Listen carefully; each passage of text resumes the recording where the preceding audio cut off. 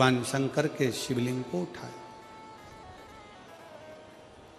पहुंच गई अपने पिता के घर में।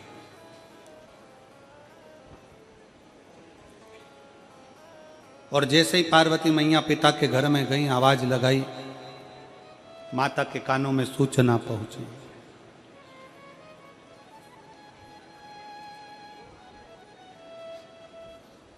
मां जगतजननी के कानों में सूचना पहुंची, माता मैनावती के कानों में सूचना गई और माता मैनावती तुरंत अपना राज महल छोड़कर पार्वती जी की अगवानी करने के लिए आई,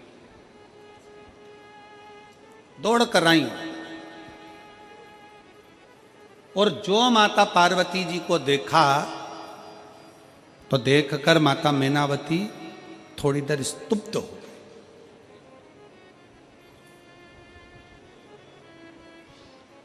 एक स्त्री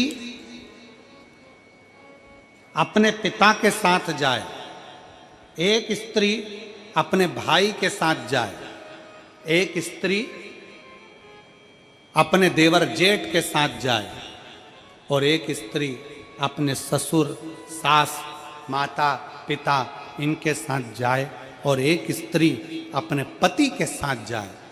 सबसे ज्यादा इज्जत किसके साथ जाने में मिलती है? जम के बोलिएगा जरा, जम के बोलो जरा, जम के। पति के साथ। और किस जगह पर? शिव महापुराण की कथा कहती है, जब एक स्त्री अपने मायके में जाए और मायके में अगर वो जाए और उसका पति उसके साथ में है तो उसका मान सम्मान इज्जत 4 गुना बढ़ जाती है, 4 गुना बढ़ जाती है। सती मैया जलकर भस्म क्यों हुई? सती माता के भस्म होने का कारण क्या था? सती मैया जलकर भस्म हुई क्यों?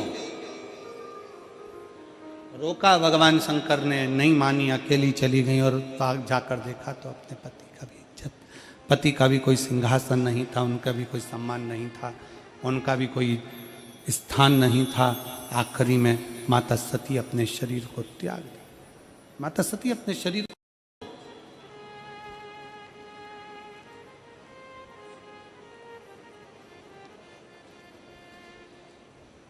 मैनावती स्तुब्ध हैं,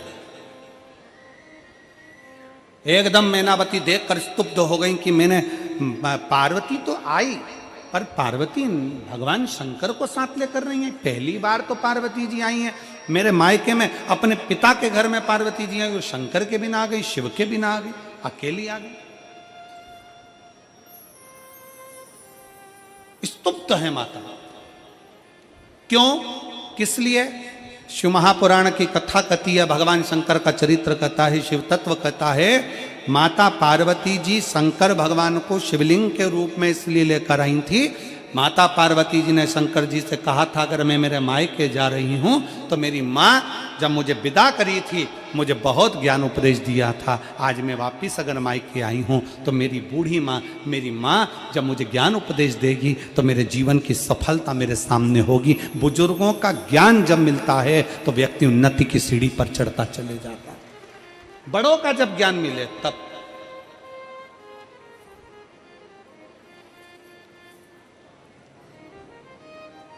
जब बुजुर्गों का कोई तजुर्बा मिले, ज्ञान मिले तो उन्नति की सीढ़ी पर चढ़ता चले जाता।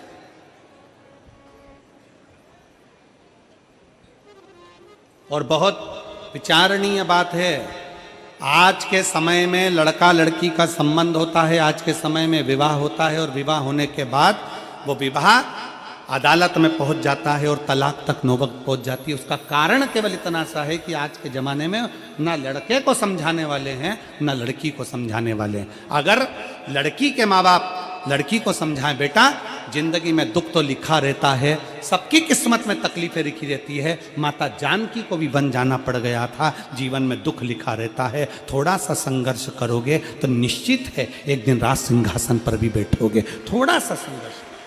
लड़के को भी समझाया जाए, बेटा जिंदगी में सब तरह का भाव आता है, कोई का स्वभाव कैसा रहता है, कोई का स्वभाव कैसा रहता है, ये तो सब चलता रहता है, थोड़ा अपना स्वभाव को नरम बनो। और है कठिन, बहुत कठिन है। दुनिया के 3 काम सबसे कठिन है। पहला, हाथी को धक्का मारना। दूसरा, मच्छर के पैर की मालिश करना। और तीसरा, शादी के बाद मुस्कुराना। ये दुनिया के सबसे कठिन काम है। ये 3 दुनिया के सबसे 3 कठिन काम है। पहले नंबर का, जम के बोलो, जम के बोलो जरा, हाथी को धक्का मारना। दूसरा, मच्छर के पैर की मालिश करना। और तीसरा, शादी के बाद मुस्कुराना। कई लोग शादी के बाद मुंह ऐसा उतर जाता है जैसे बिना मंजा हुआ भगोना, बिना मंजा उतरा जाए।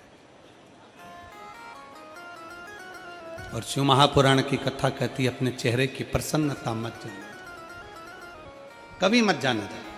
माता पार्वती जी की मैया मैनावती के मन में, माता मैनावती के मन में ये भाव जागृत हो गया, मैनावती के हृदय में ये भाव जागृत हो गया कि ये आखिर पार्वती अकेली कैसे है, स्तुप्त है। और दुनिया के कई लोग शंकर भगवान की अविरल भक्ति से, शिव की उपासना से, शंकर के गुणगान से स्तुप्त रह जाते। एक पत्र है, घर में शंकर का शिवलिंग है, उस पर एक बेलपत्री चढ़ा दो, एक चावल का दाना चढ़ा दो। भले तुम कहीं पर भी जाओ, 15 दिन, 20 दिन, 1 महीना, 6 महीना, 8 महीना, 1 साल, 2 साल, कहीं पर भी जाओ, शंकर कभी आपको बद्दुआ नहीं देंगे, शंकर कभी आपको श्राप नहीं देंगे। क्योंकि शंकर का शिवलिंग हमेशा वर प्रदान करता है, कभी श्रापित नहीं होता, कभी श्राप नहीं देगा, कभी अपशब्द नहीं कहेंगे, कभी ताने नहीं देंगे। शिव कभी आपके लिए अपशब्द नहीं होगा। पार्वती जी से पूछा, कहाँ है शंकर? पार्वती जी ने अपने सीधे हाथ में शंकर के शिवलिंग का दर्शन कराया। भारत की भूमि पर केवल एक शंकर का मंदिर ऐसा है जहां पार्वती जी के हाथ पर शिवलिंग है। भारत की भूमि पर केवल शंकर जी का एक ही मंदिर है। पूरे भारत की भूमि पर शिव जी का केवल एक मंदिर। कोलायत, राजस्थान, बीकानेर से 50 किलोमीटर की दूरी पर कोलायत गांव में, राजस्थान में शंकर जी का एक मंदिर ऐसा है जिसको डुंगरेश्वर महादेव कहा जाता है, जहां पार्वती जी के हाथ पर शंकर भगवान का शिवलिंग विराजमान है। केवल भारत की भूमि पर एक ही शिवालय, एक ही शंकर का, डुंगरेश्वर महादेव।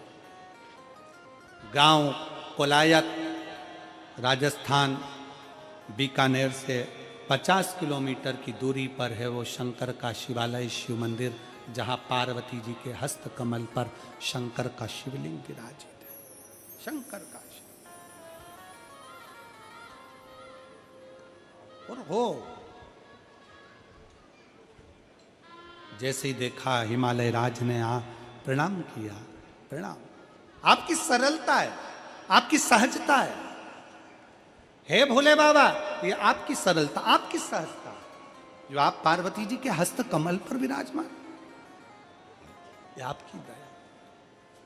और कौन होगा महाराज शिव से बड़ा? कौन होगा? कितनी कोमलता